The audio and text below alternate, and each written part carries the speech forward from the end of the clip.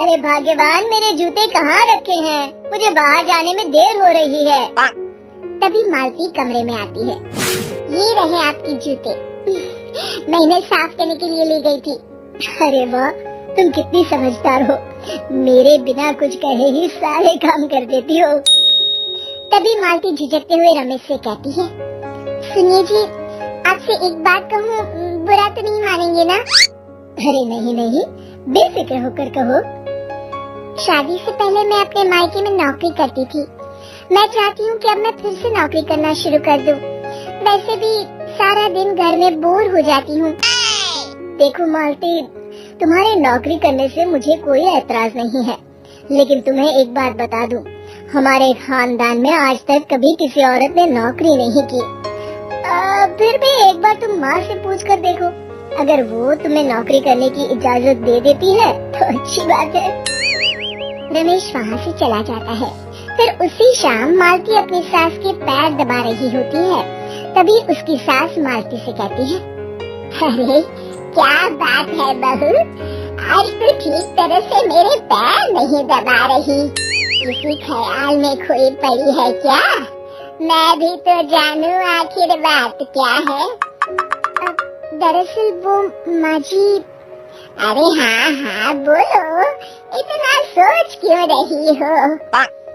माँ जी, अगर आप बुरा न माने तो मैं नौकरी करना चाहती हूँ। घर के काम करने के बाद मेरे पास काफी वक्त बच जाता है। मालती की ये बात सुनकर उसकी सास गुस्से में कहती है, अरे बहू, तेरी तबीयत तो ठीक है ना? आज ये कैसी बहकी बहकी बातें कर रही है? भला हमारे खानदान में आज तक कभी किसी औरत ने नौकरी की है जो तू नौकरी करने की बात कर रही है?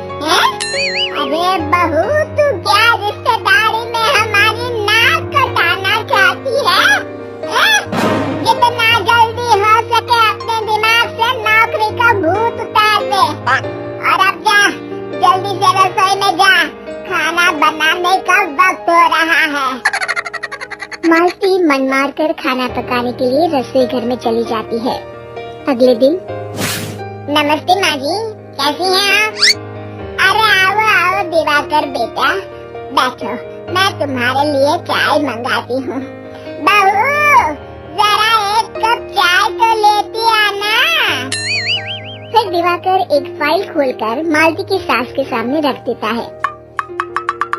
ये देखिए माँ जी, ये है पिछले महीने का हिसाब और ये रहे मुनाफे के रुपए। एक बार हिसाब देख लीजिए और इन कागजों पर अपने दस्तखत कर दीजिए। अरे दिवाकर बेटा, मैंने भला आज तक कभी तेरा हिसाब देखा है जो अब देखूंगी? ला बता, कहाँ दस्तखत करूं?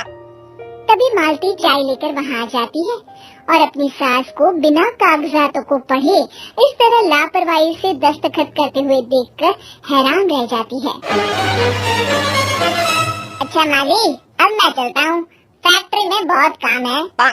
फिर दिवाकर वहाँ से चला जाता है। कुछ दिनों बाद मालती बाजार में कुछ सामान खरीद रही होती है। तभी एक बूढ़ा आदमी उसे आवाज देता है, अरे मालती बेटी, कैसी हो?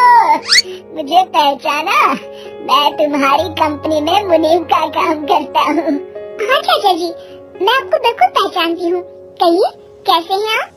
मैं तो ठीक हूँ, कंपनी में कुछ भी ठीक नहीं चल रहा, यहाँ तक कि हमें ठीक वक्त पर तनख्वाह भी नहीं मिलती। ये आप क्या कह रहे हैं? अब क्या बताऊँ, आप लोग तो कभी हिसाब किताब देखने दफ्तर आते नहीं। मेरी मानो तो एक बार आप लोग दफ्तर आकर सारा हिसाब किताब देख लो, आपको असलियत पता चल जाएगी। अच्छा बेटी, अब मैं चलता हूँ, देर हो रही है। फिर वो बूढ़ा वहाँ से चला जाता है। वहीं दूसरी तरफ मालती घर पहुँचकर अपनी सास को सारी बात बताती है। तभी वहाँ रमेश भी आ जाता है, लेकिन मालती की सास मालती की किसी भी बात पर विश्वास नहीं करती। तभी रमेश कहता है, अरे माँ, बिना आग के कभी धुआं नहीं उठता। जब मालती इतना कह रही है तो हमें एक बार दफ्तर चलकर देख लेना चाहिए। वैसे भी हम लोग काफी दिन से अपने दफ्तर नहीं गए हैं। इस तरह किसी एक आदमी के भरोसे काम छोड़ना मुझे भी ठीक नहीं लगता। अगले दिन वे सभी अपने दफ्तर पहुंचते हैं और सीधे दिवाकर के कैबिन में जाते हैं। अचानक सबको एक साथ देखकर दिवाकर चौंक जाता है। अरे माँ जी, आप सब लोग अचानक यहाँ कैसे आ गए? अगर कुछ काम था तो मुझे एक फोन कर दिया होता, मैं आपके घर आ जाता। तभी मालती की सास कहती है, अरे दिवाकर बेटा, आज मैं हिसाब देखने दफ्तर आई हूँ, जरा मुझे पिछले 6 महीनों का हिसाब दिखाना तो बेटा। दिवाकर घबराते हुए हिसाब की फाइल मालती की सास को देता है। मालती की सास फाइल लेकर मालती को देती है और कहती है, ले बहू, देख ले हिसाब। मालती फाइल को बड़े गौर से देखती है और अगले ही पल उसे सारी गड़बड़ी समझ में आ जाती है। वो अपनी सास से कहती है, माँ जी, मुनीम चाचा बिल्कुल सही कह रहे थे। हमारी कंपनी में पिछले 6 महीनों में जितना मुनाफा हुआ है, हमें उसका आधा पैसा भी नहीं मिला। यूँ समझ लीजिए कि 1 रुपये में सिर्फ चवन्नी ही हमारे हाथों में आई है। मालती की बातें सुनकर मालती की सास गुस्से से दिवाकर को पूछती है, क्यों दिवाकर, मेरी बहू जो कह रही है वो सच है? दिवाकर समझ जाता है आज उसका भांडा फूट चुका है। वो गिड़गिड़ाते हुए कहता है, मुझे माफ कर दीजिए माँ जी, मैं पैसों के लालच में अंधा हो गया था। अरे वाह दिवाकर, तू तो एक नंबर का चोर निकला। इतने दिनों से मैं तुझ पर आंख बंद करके भरोसा करती रही और तू मुझे ही चुना लगाता रहा। अभी के अभी निकल यहाँ से और दोबारा अपनी शक्ल मत दिखाना।